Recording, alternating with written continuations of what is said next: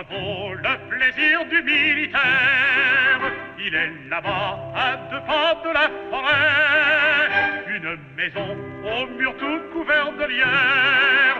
Autour l'eau, c'est le nom du cabaret. La servante est jeune et gentille, légère comme un papillon, comme son vin, son œil pétille. Nous l'appelons la Madelon, nous en rêvons la nuit, nous y pensons le jour. Ce n'est que Madelon, mais pour nous c'est l'amour. Quand Madelon vient nous servir à boire, sous la tonnelle on frôle son jupon, et chacun lui raconte une histoire à sa façon. La Madelon pour nous n'est pas sévère, quand on lui prend la taille ou le menton, et le riz, c'est tout le mal qu'elle sait faire. Madelon, Madelon, Madelon. L'armistice entre l'Allemagne, la France et ses alliés est signé le lundi 11 novembre 1918 à 5h15 du matin. Âprement négocié depuis le 7 novembre, il marque la fin des combats de la Première Guerre mondiale, signe la victoire des Alliés et la défaite totale de l'Allemagne. Le maréchal Foch adressait alors aux armées une émouvante déclaration. Officiers, sous-officiers, soldats, soldats des armées alliées, après avoir résolument arrêté l'ennemi, vous l'avez pendant des mois, avec une foi et une énergie inlassables, attaqué sans répit, vous avez gagné la plus grande bataille de l'histoire et sauvé la cause la plus sacrée, la liberté du monde. D'une gloire immortelle, vous avez paré vos drapeaux. Le cessez-le-feu sera effectif à 11h et met fin à 4 années d'une guerre qui a fait plus de 18 600 000 morts, invalides et mutilés, dont 8 millions de civils.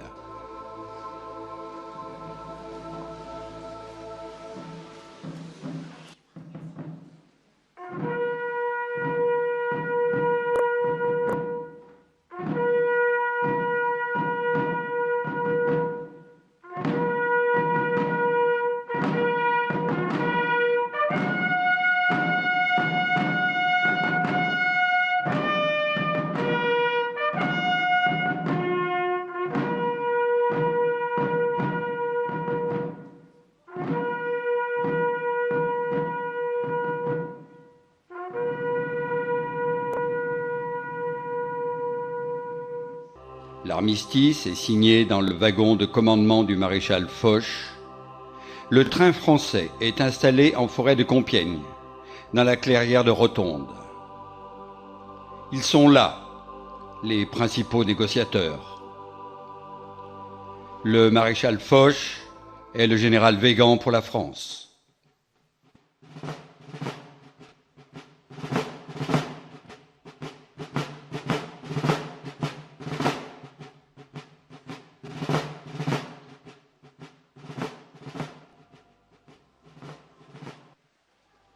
L'amiral Roselyne Wemyss et le contre-amiral George Hope pour l'Angleterre.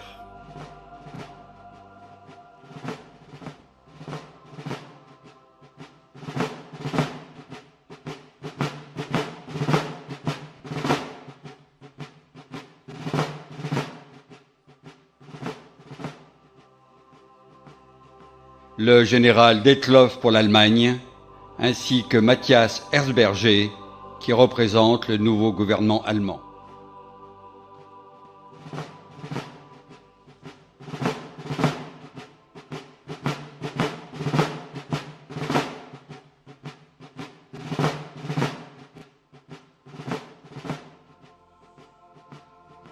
Mais revenons quelques jours en arrière.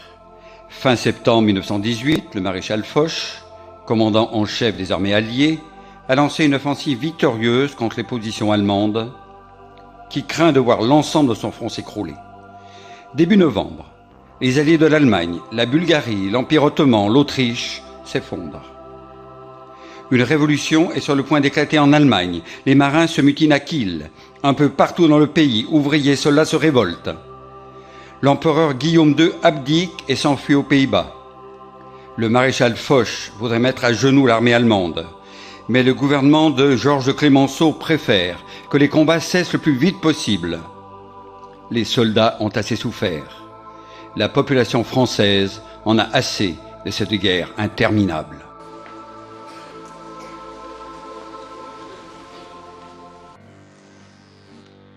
Depuis 4 ans, nous nous battons. Depuis 4 ans, je me bats. Et j'ai perdu tous mes camarades. Une balle, une rafale de mitrailleuse, des éclats d'obus, les bombes qui font exploser la terre et ensevelissent des dizaines de corps, et le vacarme incessant des bombardements, nuit et jour et nuit.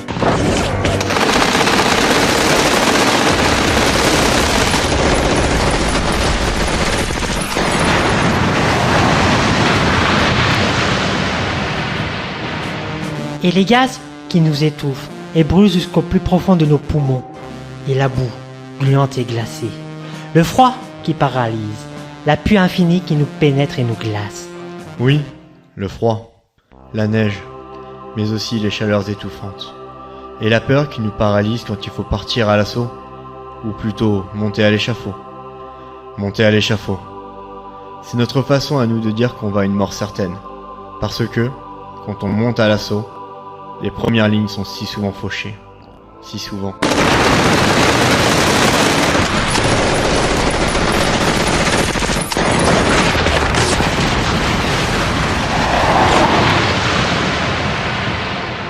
Et l'odeur atroce des cadavres, des chevaux et des hommes. Les cris, les appels des blessés et des mourants, après chaque assaut. Des assauts qui nous font gagner parfois quelques mètres. Au prix de combien de milliers de morts? De combien?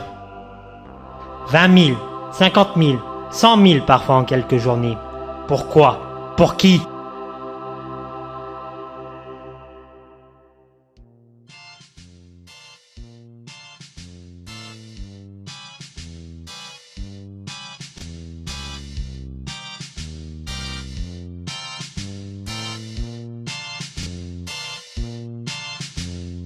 Ils sont partis, croix de bois, croix de fer.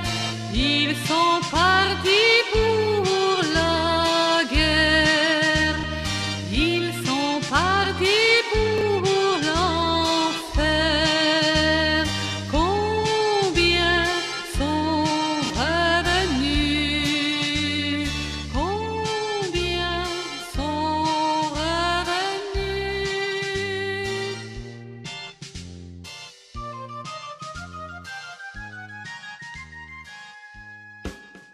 Messieurs, nous arrivons au terme des négociations. Votre armée, monsieur le général, devra avoir évacué sous 15 jours la Belgique, la France et le Luxembourg, ainsi bien sûr que l'Alsace et la Lorraine qui sont terres françaises. J'ajoute que, comme convenu, toutes les troupes allemandes qui se trouvent actuellement dans les territoires qui faisaient partie avant-guerre de l'Autriche-Hongrie, du Royaume de Roumanie, de l'Empire ottoman, doivent rentrer immédiatement dans les frontières de l'Allemagne telles qu'elles étaient avant-guerre.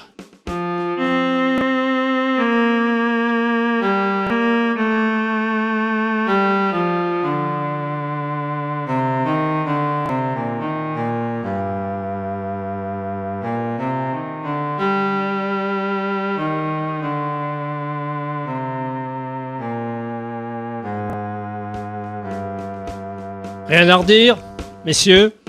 Ça ne sera pas facile. Les délais proposés sont bien trop courts.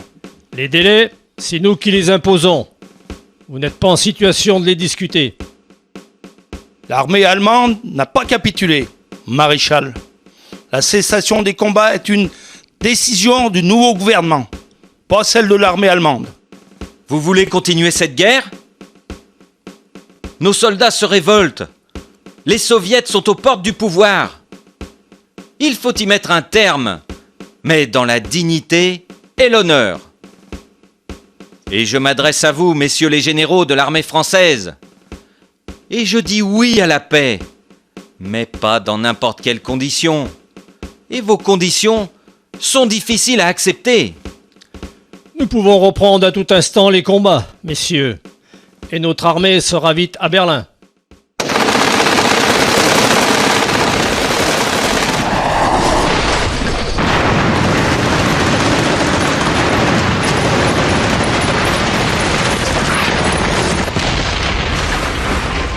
Assez. Nous n'en pouvons plus. 4 ans de cet enfer. 4 ans. Arrêtons cette guerre. S'il vous plaît, arrêtons. Savez-vous quelle est notre vie dans les tranchées? Le savez-vous? Dans nos abris, les rats, des milliers de rats, et les puces, les punaises et les poux. Les poux? On les appelle les totos. On s'épouille comme des singes. Dans les cagnards, nos abris, on respire un peu entre deux assauts. On rit, pour oublier que demain, on sera peut-être mort, ou terriblement blessé, le visage arraché par un éclat d'obus, mutilé à jamais. On tente de vivre pour oublier qu'on est loin des nôtres, de nos femmes, fiancées, de nos parents ou de nos enfants. Nous nous sommes battus jusqu'au bout du courage, mais n'en pouvons plus. Nous n'en pouvons plus de cette guerre interminable. Nous sommes jeunes, nous voulons vivre. Au bout de 8 jours, leur peau terminée, on va prendre les tranchées. Notre place est si utile que nous attendons la pile. Mais c'est bien fini, on en a assez, personne ne veut plus marcher. Et le cœur bien gros, comme dans un sanglot, on dit adieu au ciblot. Même sans tambour, même sans trompette, on s'en va là-haut en baissant la tête. Adieu la vie, adieu l'amour, adieu toutes les femmes. C'est bien fini, c'est pour toujours de cette guerre infâme. C'est à Craonne sur le plateau qu'on doit laisser sa peau. Car nous sommes tous condamnés, nous sommes les sacrifiés.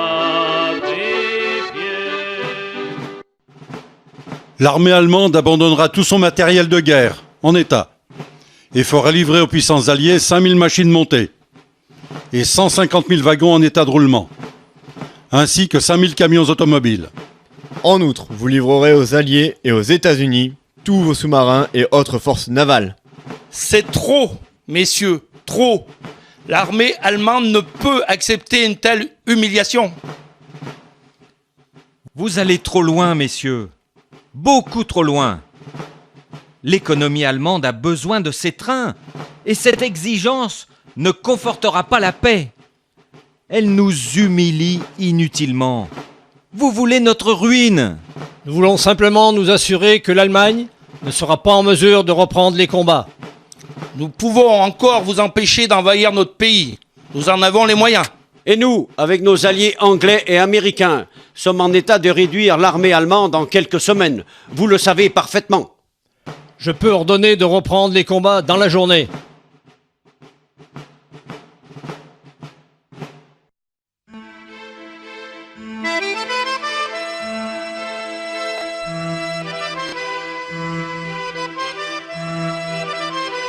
Ma femme, je vais te dire, écoute bien ma mère, et toi aussi mon père, qui fut si fier de moi. Ma femme, je vais te dire, mes enfants, croyez-moi. Ma femme, je vais te dire, ce que furent nos exploits. Ma femme, ma petite femme, que je n'ai pas revue depuis 1 an. Elle était enceinte de notre petit. Elle a dû accoucher. Est-ce qu'il connaîtra son papa?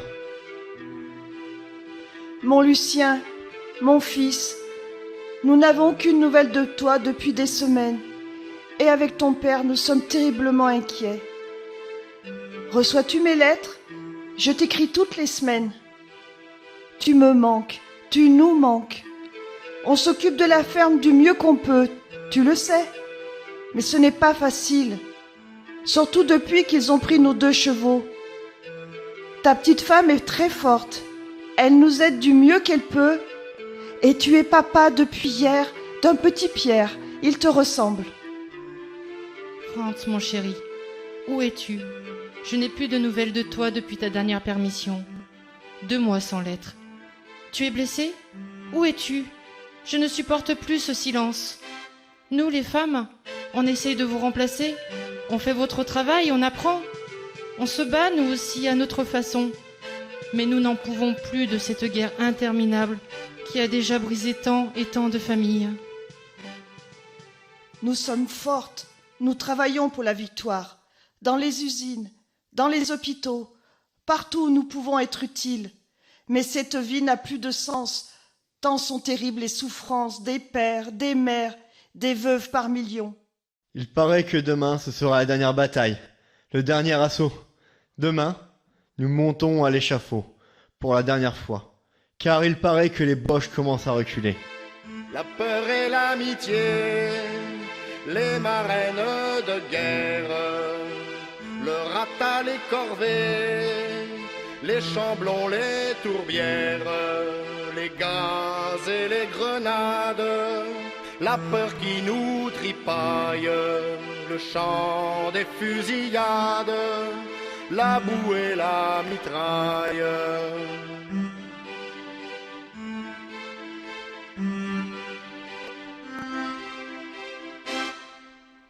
Et toutes les croix de bois, ces fleurs de cimetière qui fleurissent une fois, l'unique et la dernière.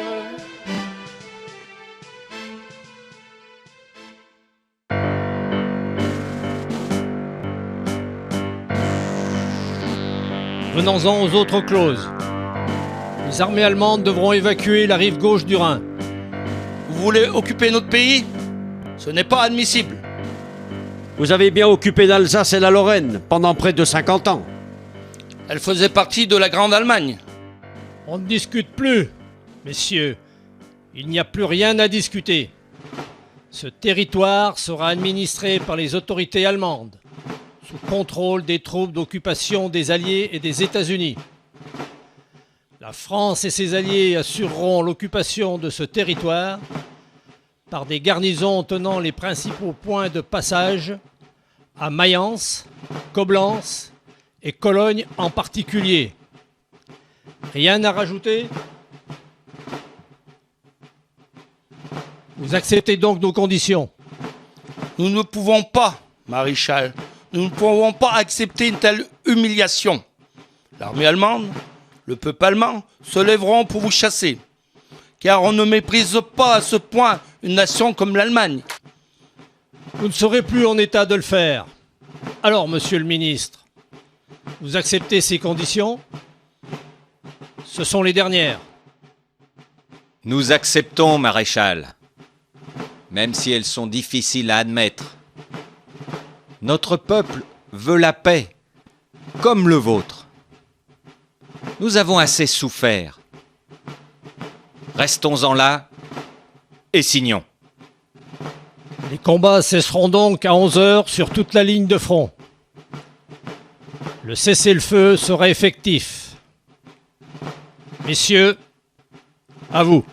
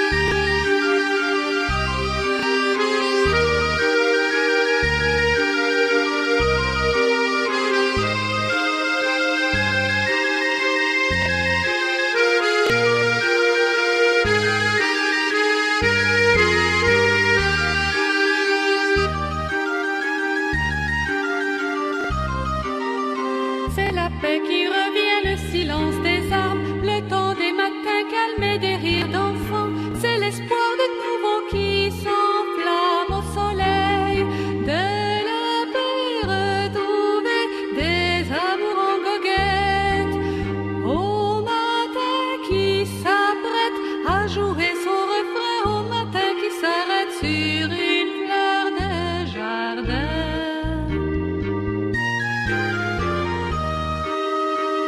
Car la guerre est finie, ce sera la dernière folie des hommes de la terre.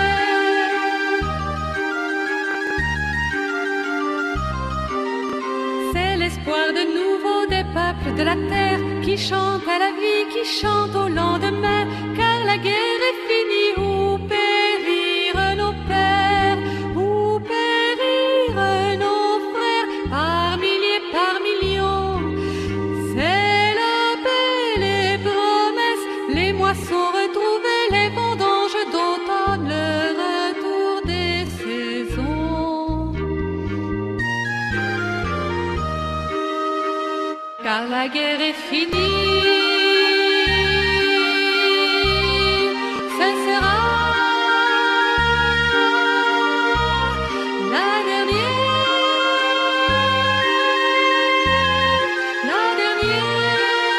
folie des hommes de la